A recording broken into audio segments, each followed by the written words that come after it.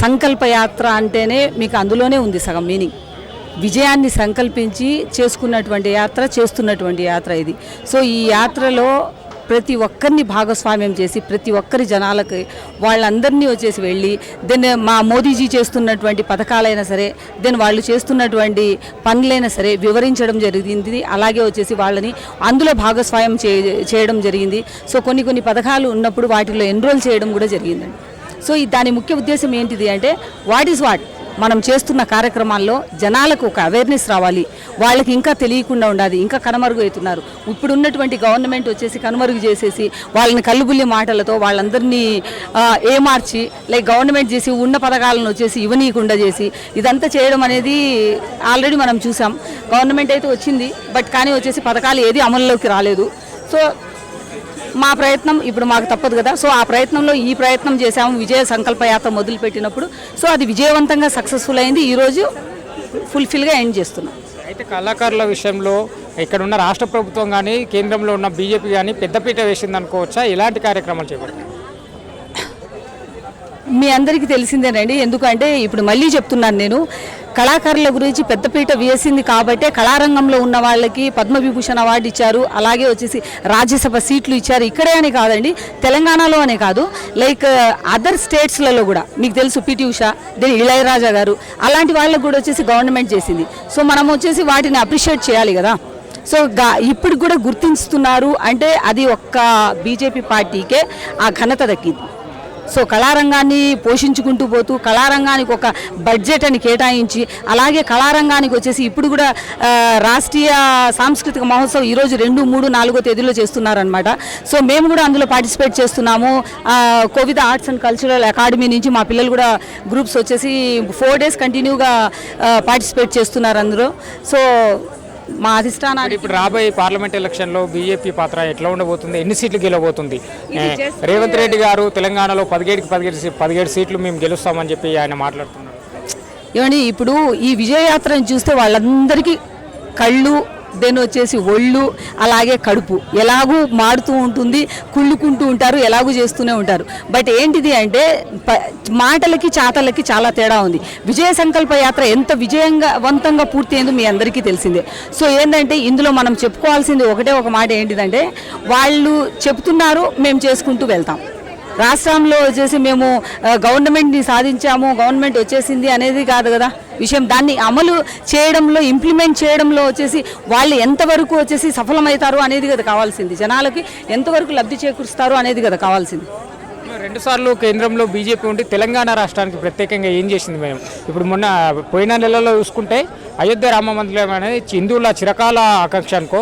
అయితే అది విగ్రహ ఆలయ కమిటీ పూర్తిగా అందే అసలు ఈ ఎలక్షన్ వస్తున్న నేపథ్యంలోనే హడావుడిన చేపట్టిందని చెప్పడం. ఇప్పుడు రీసెంట్గా చూసుకుంటే ద్వారకా దర్శనానికి కూడా మోదీ గారు వెళ్ళడం, ఈ ఎలక్షన్స్ వస్తున్న ఇదిలనే మత రాజకీయాలు దేవుళ్ళని అడ్డం పెట్టుకొని చేస్తున్న అన్న ఆరోపణలు వస్తున్నాయి. ఆరోపించడం వాళ్ళకి అలవాటు అయిపోయింది, మనమేమో అధిగమించడం మాకు అలవాటు అయిపోయింది అనమాట మా అధిష్టానానికి. ఎందుకంటే ప్రతి ఒక్కరూ ఇది చేస్తాము అది చేస్తాము అంటే పోనీ అట్లీస్ట్ మా అధిష్టానం ఏం చేశారు, మా మోదీ గారు ఏం చేశారు, రామ మందిరం మేము నిర్మిస్తాము, రాముణ్ణి ప్రతిష్ఠ చేయిస్తాము, ఈ సంవత్సరం నన్ను గెలిపిస్తే అని మాట ఇచ్చారు. కాబట్టి బిఫోర్ ఎలక్షన్నే ఆ మాట ఇచ్చినట్టు ఆ మాటని తూచా తప్పకుండా ఆయన ఇంప్లిమెంట్ చేశారు. రైట్. సో అదైపోయింది. మళ్ళీ మధురకి వెళ్ళారు, చేశారు అంటే ఎక్కడ హిమాలయాలకు వెళ్తున్నారు, ఎక్కడ మధురలోకి వచ్చేసి సముద్రం లోపలికి వెళ్ళి ఆయన వచ్చేసి అక్కడ ఆయన్ని కూడా వచ్చేసి తలుచుకుంటూ వస్తున్నారు. ఇప్పుడు రాబోయే కాలాల్లో ఒకటే సైన్ ఏంటిదంటే నెక్స్ట్ టైం కూడా మాకు అవకాశం ఇస్తే మేము మళ్ళీ కృష్ణుడిని కూడా తీసుకొచ్చేసి మళ్ళీ ఇక్కడ పెడతాము అంతే. అయితే అభివృద్ధి అంటే భారతదేశం అభివృద్ధి చెందడం అంటే గుడిలే కాదు, బడులు కూడా అభివృద్ధి చెందాలి, బడులకు కూడా ప్రాధాన్యత ఇవ్వాలి, హాస్పిటల్ కానీ బడులు కానీ కట్టాలి కదా, డెవలప్మెంట్ జరగాలి కదా అని చెప్పి మాట్లాడారు. మీకు ఎన్ని స్కీమ్స్ ఉన్నాయో తెలుసా అండి? ఇప్పటి వరకు వచ్చేసి తెలంగాణ రాష్ట్రానికి అని కాదు, ప్రతి ఒక్క రాష్ట్రానికి సెంట్రల్ గవర్నమెంట్ ఇంప్లిమెంట్ చేస్తున్నటువంటి పథకాలు ఎన్ని ఉన్నాయో తెలుసా అండి? అభియాన్స్ ఎన్ని స్కీమ్స్ ఉన్నాయో తెలుసా? పిల్లల చదువులకైనా కానీ, దాని వచ్చేసి పెద్దవాళ్ళకైనా కానీ, ఎల్డర్స్కైనా కానీ, పెళ్లి కావాల్సిన వాళ్ళకైనా కానీ, మైనార్టీస్కైనా కానీ రకరకాల స్కీమ్స్ ఉన్నాయండి. సో స్కీమ్స్లో లబ్ధి పొందుతున్న వాళ్ళు చాలామంది ఉన్నారు, లబ్ధి పొందుతున్నారు. అవేర్నెస్ లేని వాళ్ళకి అవేర్నెస్ కల్పిస్తున్నాం మేము. సో దాంట్లో వచ్చేసి తెలంగాణ రాష్ట్రానికి ఏం చేశాము అని చెప్పేసి అడిగారే అనుకోండి. ఇప్పుడు ఇన్ని ఏళ్ల నుంచి ఇంతకు ముందు ఉన్న గవర్నమెంట్ కరెక్ట్గా సెంట్రల్ గవర్నమెంట్ని వాడుకోకపోవడం వాళ్ళ చేతకానితనం, రైట్. సో పక్క రాష్ట్రం వచ్చేసి వాళ్ళు వాడుకోవట్లేదా, ఇంకొక రాష్ట్రంలో వచ్చేసి జరగట్లేదా? సో అన్ని రాష్ట్రాల్లో అందరూ వాడుకుంటున్నారు, అందరికీ లబ్ధి చేరుకుంది. ఎస్పెషల్లీ తెలంగాణ గురించే కాదండి, ప్రతి ఒక్కరు చేస్తూనే ఉన్నారు. తెలంగాణలో కాంగ్రెస్ ప్రభుత్వం కూడా వాళ్ళు చెప్పిన 6 గ్యారంటీలు అమలుపరిచే నేపథ్యంలో అడుగులేస్తున్నారు కదా. 200 కరెంటు విషయం కానీ 500 సిలిండర్ కూడా, అవి కూడా 2 కొత్త పథకాలు మళ్ళీ ప్రారంభించారు. అంటే ప్రియాంక వస్తుంది, వచ్చిన తర్వాత వచ్చేసి ఇంప్లిమెంట్ చేస్తాము అని చెప్పారు. ఎక్కడొచ్చింది ప్రియాంక? వచ్చిందా? ఇంప్లిమెంట్ చేశారా? అంటే లేడీస్కి ఇచ్చారా అవకాశం? లేడీస్కి ఇస్తాము, లేడీ వచ్చిన తర్వాత 500 గ్యాస్ మాఫీ మేము ఇస్తాము. దెన్ కరెంటుని వచ్చేసి టోటల్గా వచ్చేసి మేము రుణమాఫీలో ఇంప్లిమెంట్ చేస్తాము అని చెప్పారు. కానీ అవన్నీ జరిగాయా చెప్పండి? అవన్నీ జరగాలి అంటే, ఇంప్లిమెంట్ చేయాలంటే ఇట్స్ ఎ గట్స్ అండి.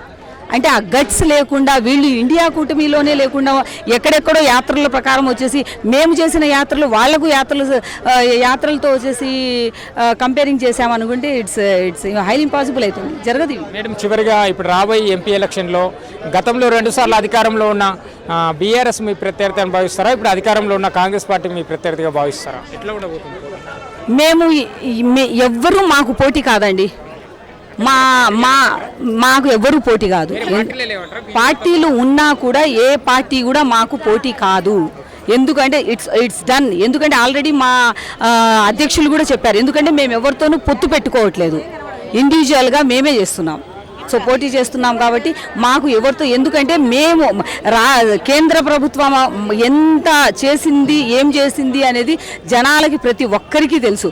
సో ఆ పరంగా మనము తీసుకున్నామనుకోండి, వాళ్ళు మాకు ఎలా పోటీ అవుతారు?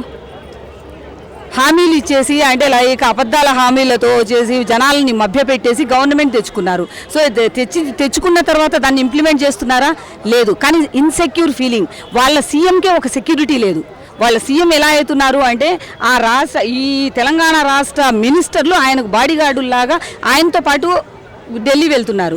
అంటే అధిష్టానంతో కలవాలి, లేదంటే మోదీజీతో కలవాలి, పీఎంతో కలవాలి అంటే దానితో పక్కన వచ్చేసి ఖచ్చితంగా ఏదో ఒక మినిస్టర్ ఉండాలి. ఎందుకు అంత ఇన్సెక్యూర్గా ఫీల్ అవుతున్నారు? వాళ్ళ మనుషుల్నే నమ్మట్లేదు, వాళ్ళు నియమించినటువంటి ఎన్నుకున్నటువంటి సీఎంనే వాళ్ళు నమ్మట్లేదు. సో జనాల్ని ఎలా నమ్మించగలుగుతారు? మాతో ఎలా పోటీకి ధీటు రాగలుగుతారు? అయితే ఇప్పుడు రాబోయే పార్లమెంటు ఎన్నికల్లో భాగంగా తెలంగాణ ప్రజలకు మీరు ఏం చెప్పదలుచుకున్నారు చివరిగా? ఒకటేనండి చెప్పేది, ఏంటిదంటే మళ్ళీ మోదీ గారు రావాలి, మోదీ గారిని రప్పించాలి. అలాగే మనం వచ్చేసి ఆయన చేస్తున్నటువంటి లబ్ధి ఏంటిది అనేది మనందరికీ తెలిసిందే. సో ఆయన ఉన్నటువంటి స్కీమ్లని మనం ఎలా దాన్ని ఉపయోగించుకోవాలి అని చెప్పేసి ప్రతి ఒక్కరూ, మీకు తెలియకపోతే ఆన్లైన్లో ఒకసారి చూడండి. అభియాన్స్లో అయినా సరే, స్కీమ్లలో అయినా సరే ప్రతి ఒక్కటి మీకు కనబడతాయి. చదువుకున్న వాళ్ళకు, స్టడీస్ చేస్తున్న వాళ్ళకి, ఆల్రెడీ ఎడ్యుకేటెడ్ ఉన్న వాళ్ళకి, మైనారిటీస్కి కూడా, అంటే